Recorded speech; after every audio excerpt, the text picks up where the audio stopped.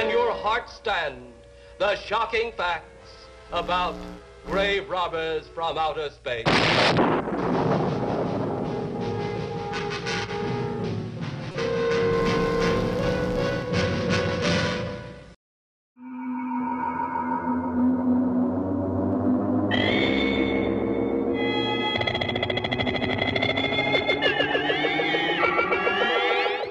Forbidden Planet, la planète interdite en version française, est un film américain de 1956. Il s'agit sans aucun doute d'une œuvre clé dans l'histoire de la science-fiction au cinéma. Déjà, c'est l'un des premiers, sinon le premier film de ce genre, à recevoir un budget convenable pour sa réalisation. Arrêtons-nous dans un premier temps sur les personnages.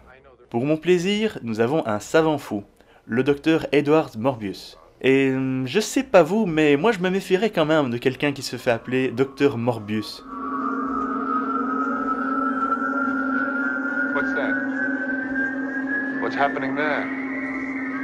Plus important, nous avons le jeune premier, le commandant Adams. Pour être honnête, il m'a bien fallu la moitié du film pour le reconnaître, mais il avait 29 ans lors du tournage et on a plus l'habitude de le voir comme ça. Je suis le lieutenant Frank Drebin, brigade spéciale. Et je ne veux pas voir vos salpinettes en Amérique. Et oui, c'est Leslie Nielsen. Mais il y a un personnage plus important encore, Robbie le robot. Même si vous n'avez jamais entendu parler de ce film, il y a de bonnes chances que vous ayez déjà vu ce robot quelque part. Non? Allez, peut-être dans Gremlins quand même? Ou alors dans Columbo? Ou dans la 4ème dimension? 2 fois? Dans Hollywood Boulevard? Dans Arc 2? Dans Space Academy? Dans Wonder Woman? Dans Mork et Mindy? Dans La croisière s'amuse? Et pourquoi pas dans un défilé de mode? Et merde! Bon, comme vous le voyez, ce robot a quand même marqué le grand comme le petit écran et était très connu jusqu'au début des années 80. Il a même un petit côté Bender. 480 pipes, as you requested. Pour revenir sur le film, l'histoire parle d'un vaisseau militaire qui se rend sur une lointaine planète pour chercher d'éventuels survivants d'une mission scientifique dont ils sont sans nouvelles. Sur la fameuse planète, il ne rencontre que le docteur Morbius et sa fille. On se dit tout de suite que ce cher docteur est le méchant de l'histoire, et qu'il aurait massacré tous ses collègues, mais le scénario est quand même plus intelligent que ça.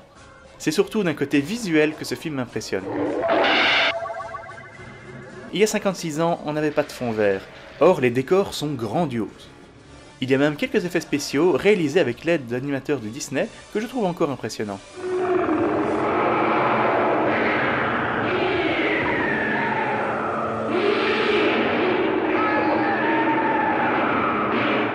Voilà, sans rien vous spoiler, s'il y a bien un film des années 50 que je conseille, c'est celui-là.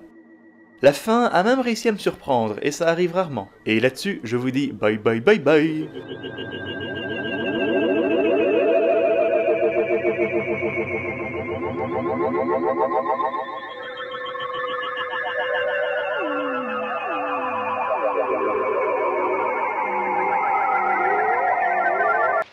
The whole thing hardly comes to 10 tons.